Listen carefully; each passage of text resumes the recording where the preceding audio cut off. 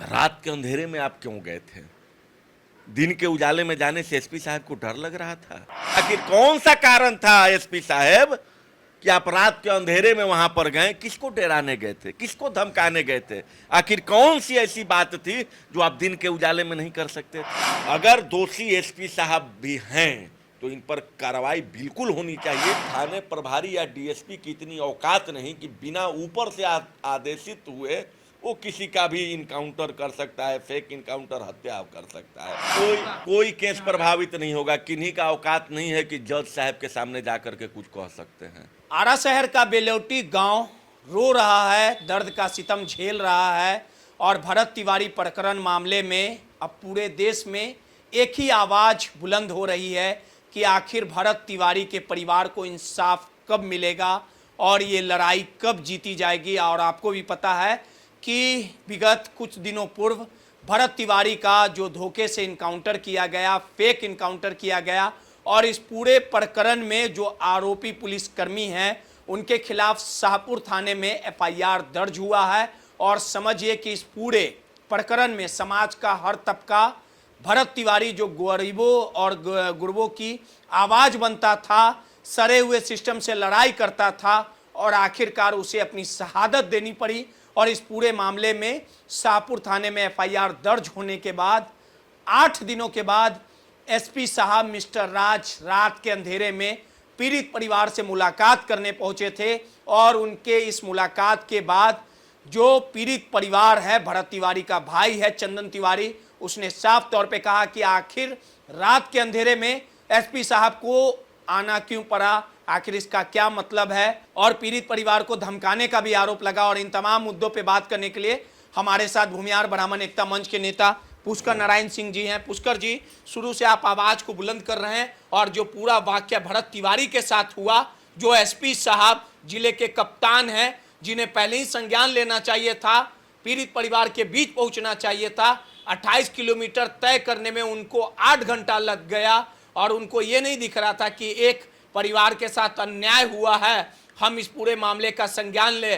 जब चारों तरफ से आवाज उठा तब एफआईआर दर्ज हुआ। और रात के अंधेरे में क्या करने गए थे? पीड़ित परिवार को क्या कहने गए थे? धमकी देने गए थे? लगातार पीड़ित परिवार से लेके हर लोग एसपी साहब के कार्यशैली पे सवाल खड़ा कर रहा है। आखिर सवाल उठ रहा है कि जो पुलिस वाले जिन पे सवाल उठाया जा रहा है वही अभी बने हुए हैं, कुछ लोगों को तो हटाया गया है। बिल्कुल रोहित जी, अगर आप जिला के पुलिस कप्तान हैं तो आपको हर उस गतिविधि पर नज़र बनाए रखना है जो पुलिस विभाग के द्वारा जो गलत किया जा रहा है। ऐसा नहीं कि आपको सिर्फ और सिर्फ जो आम जनता है उस पर नज़र बनाए रखना है, खाकी वर्दी पर भी आपको नज़र बनाए रखना है। और कहीं ना कहीं इनके जो कंट्रोलिंग सिस्टम है वो फेलुअर दिख रहा है। अब बताइए कि रात के अंधेरे में आप क्यों गए थे? दिन के उजाले में जाने से एसपी साहब को डर लग रहा था? भाई क्यों गए थे? आखिर कौन सा कारण था एसपी साहब कि आप रात के अंधेरे में वहां पर गए? किसको डराने गए थे? किसको धमकाने गए थे? आखिर कौन सी ऐसी बात थी जो आप दिन के उजाले में नहीं कर सकते थे? कौन सी ऐसी बात थी? सारा लोग जो सिस्टम में बैठा हुआ है ना, अभी लोग को डर है। जो अभी गाज थाना प्रभारी और डीएसपी पर गिरा है ना, तो न्यायिक जांच आयोग के जो जज साहब थे माननीय, दिन में उनका विजिट था और रात में एसपी साहब गए। मतलब पहले जज साहब के वहां पर पहुंचने से मात्र 5 घंटा पहले पहुंचे। धमकाया गया है परिवार को। अरे भैया वही तो डर है, वही तो डर है। तो डरने वाले नहीं है। जज यहाँ पर डरता है, माने एक साहब से उम्मीद है लोगों को। अरे भैया एसपी की क्या औकात? एसपी की क्या औकात? हाई कोर्ट के जो जज, हाई कोर्ट का जो जज होते हैं ना, ऑनरेबल माय लॉर्ड, सरकार को आदेशित करते हैं। एसपी कहाँ है? उसमें कहीं है एसपी? तो कहीं न कहीं एसपी साहब पीड़ित परिवार जो था ना उसको धमकाने गए होंगे कि आप मुंह मत, कि आप मुंह मत खोलिएगा, आपके साथ जो घटना हुआ उसको आप जज साहब के सामने जिक्र नहीं करिएगा, क्योंकि जिक्र होने पर अभी तो प्राइमरी में जो जो अभियुक्त हैं वो उन पर मुकदमा हुआ है। अगर जांच का दायरा बढ़ता है, अगर एसपी साहब भी उस दायरे में आएंगे, उन पर भी मुकदमा होगा। देश मुकदमा होना चाहिए, क्यों नहीं होना चाहिए? पूर्वाई देश के का सचिव संविधान, भी बोला है कि अरे वो भी जिम्मेवार है। देश का संविधान जो है ना सबके लिए बराबर होता है। अगर एक व्यक्ति का, एक भीख मांगने वाला जो व्यक्ति है ना, उसके लिए भी वही दफा काम करेगा, जो एक संसद में बैठा हुआ है उसके लिए भी वही दफा काम करेगा। तो अगर दोषी एसपी साहब भी हैं तो इन पर कार्रवाई बिल्कुल होनी चाहिए भारतीय संविधान के तहत, तभी लोगों को विश्वास बना रहेगा कि भाई नहीं ठीक है, जो भी आरोपी हैं उन पर कार्रवाई हो रहा है, जो आरोपी नहीं भी हैं और जांच में आ रहे हैं कि फलना भी आरोपी हैं, उन पर भी कार्रवाई हो रहा है, मुकदमा दर्ज हो रहा है। और हमें तो नहीं लगता है कि, देखिए सबसे बड़ा चीज़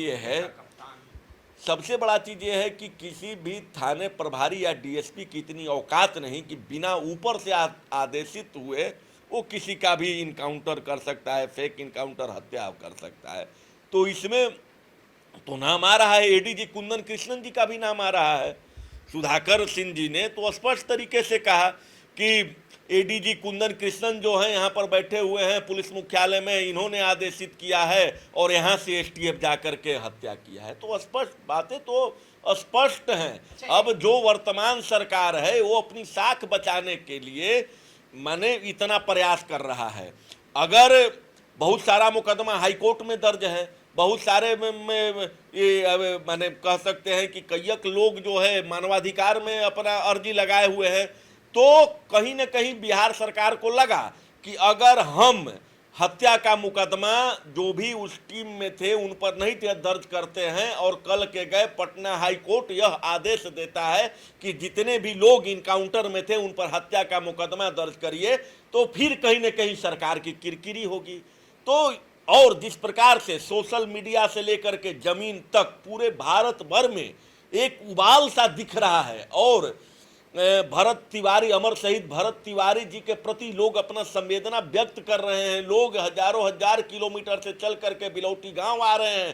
सरकार का जो अभी बिहार में है ना, चूल हिला करके रख दिया है। यह बिलौटी हत्याकांड, भरत तिवारी जी का हत्याकांड। भरत तिवारी जी सारे वर्गों के लिए लड़ रहे थे, वो एक रिवॉल्यूशन चाहते थे, वो जो है भ्रष्ट तंत्र के खिलाफ लड़ रहे थे। जिस प्रकार से भगत सिंह जी लड़ रहे थे उसी प्रकार से भरत तिवारी जी लड़ रहे थे। तो उनका जो भी सोशल मीडिया पर जो पहले का पोस्ट था, जो वर्तमान में जो जिस दिन हत्या हुआ उसके पहले का भी वीडियो था, लोग देख रहा है। और वहाँ पर जितने भी दलित लोग हैं, जितने भी पिछड़े लोग हैं, उन सारे लोगों की लड़ाई वो लड़ रहे थे। तो अमर शहीद भगत सिंह जी गोरे के गोली से मरे और अमर शहीद भरत तिवारी जी चोरों के गोली से मरे।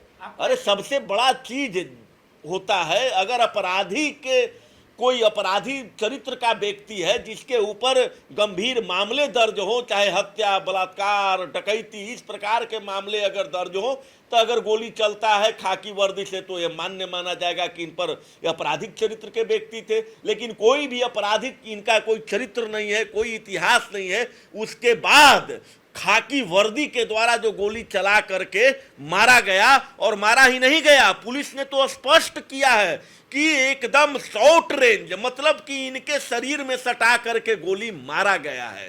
तो स्पष्ट, यह तो एकदम स्पष्ट है, क्लियर है। हमारे जैसे लोग को यह समझ में आ रहा है कि हत्या हुआ है तो हत्या का मुकदमा दर्ज हुआ और उसके बाद ऑनरेबल जो रिटायर्ड जज साहब है जांच करेंगे। और हमें पूरा विश्वास है कि जो भी इस कांड में अभियुक्त हैं, जिन लोगों ने गलत तरीके से अमर शहीद भरत तिवारी जी का हत्या किया है, उन लोगों को फांसी मिलेगा। इससे कम सजा हमको नहीं लगता है कि मिलने जा रहा है, क्योंकि खाकी अगर आपके ऊपर कानून और संविधान की रक्षा करने की जिम्मेवारी है और अगर आप ही सारा चीज जानकारी लेकर के उस कानून को तोड़ रहे हैं, तो आप कहीं न कहीं एक साधारण अपराधी से एक बड़े अपराधी हैं। क्योंकि सरकार आपको हथियार जनता की रक्षा के लिए दिया है, न कि जनता को प्रताड़ित करने के लिए दिया है।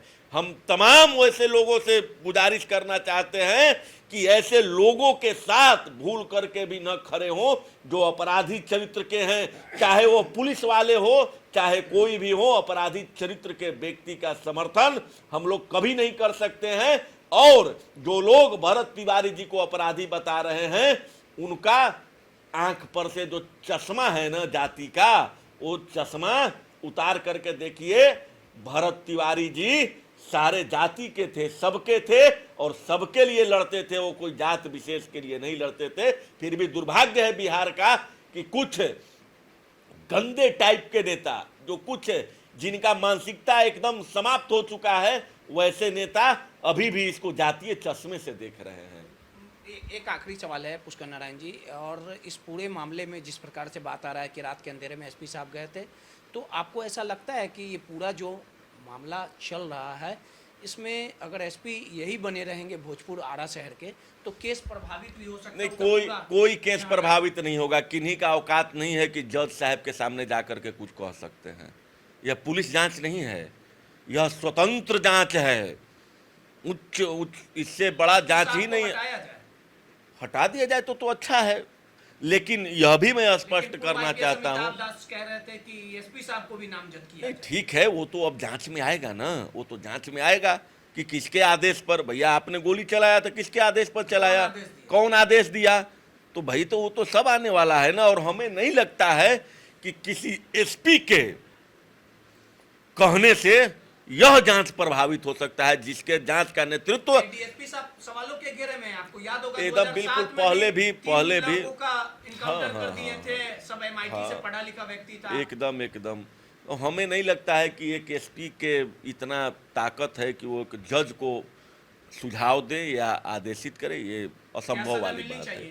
फांसी से कम क्या सजा दे सकते। सीधे तौर पे भूमिहार ब्राह्मण एकता मंच के नेता पुष्कर नारायण सिंह थे। उनका साफ तौर पे कहना है कि जिस प्रकार से रात के अंधेरे में भरत तिवारी के परिवार को एसपी साहब धमका रहे थे, आखिर क्या वजह थी कि रात के अंधेरे में दलबल के साथ पहुंचे, और इस पूरे प्रकरण को लेकर अगर उन्हें मिलना ही था तो सुबह जाके मुलाकात करते, दिन के उजाले में करते, और 28 किलोमीटर की दूरी तय करने में एसपी साहब को भरत तिवारी के घर पहुंचने में 8 दिन लग गए।